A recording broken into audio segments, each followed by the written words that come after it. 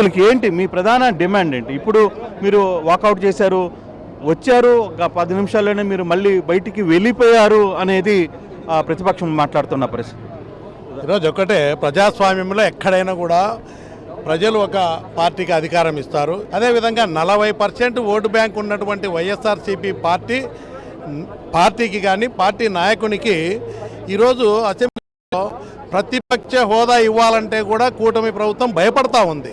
ఎందుకంటే వాళ్ళు ఇచ్చిన ఏదైతే మేనిఫెస్టో సూపర్ 6 అని ఇచ్చారో, అదేవిధంగా ఇంకా అనేకమైన హామీలు ఇచ్చినారు. అదేవిధంగా రాష్ట్రంలో ఈరోజు పరిపాలన 9 నెలల్లో కూడా ఎక్కడా గిట్టుబాటు ధర లేదు, వర్షాలు లేవు.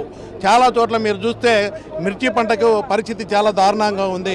రాయలసీమ ప్రాంతంలో శనగ కానీ అదేవిధంగా మిగతా పంటలకు కూడా ఏ పంట కూడా వర్షాలు లేక రైతులందరూ కూడా పూర్తిగా దెబ్బతినిపోయినటువంటి పరిస్థితులలో రైతుకి ఇస్తామన్నటువంటి అన్నదాత సుఖీభవ కూడా ఇవ్వలేని పరిస్థితి, రైతును ఆదుకునే పరిస్థితి ఎక్కడ కనపడట్లేదు. ఇవన్నీ కూడా ప్రజలకు ఏమైనా సరే అమలుకు సాధ్యం కాని హామీలు ఇచ్చి అధికారంలోకి వచ్చిన కూటమి ప్రభుత్వానికి, వైఎస్ఆర్సీపీకి, జగన్మోహన్ రెడ్డి గారికి అధికార హోదా ఇస్తే ధైర్యం లేదన్నమాట. మరిన్ని వీడియోస్ కోసం ఛానల్ ని సబ్స్క్రైబ్ చేయండి. లేటెస్ట్ అప్డేట్స్ కోసం వాట్సాప్ ఛానల్ ని ఫాలో అవ్వండి. ఆ లింక్ డిస్క్రిప్షన్ లో ఉంది.